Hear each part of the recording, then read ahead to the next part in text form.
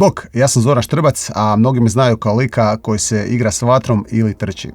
No ono što možda ne znate jest da već dulje vrijeme radim u ljudskim potencijalima, volim raditi sa ljudima pa sam spojio ugodno sa korisnim.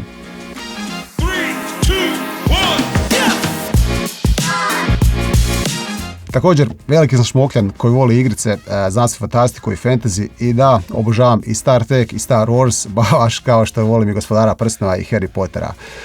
Imam veliku kolekciju legića za koju moja žena kaže da je prevelika, no ja tvrdim da ih nikada nije dosta.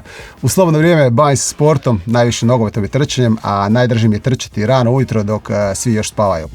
No možda najzanimljivije od svega, bavim se žongliranjem s vatrom, nastupam na festivalima, na rođendanima, vjenčanjima i seoskim zabavama. Iskreno, nije bitna lokacija ni povod, važna je samo dobra zabava. I da, često me ljudi pitaju jesam li normalan, a ja im najčešće odgovaram sa najboljim argumentom, a to je šutnjom.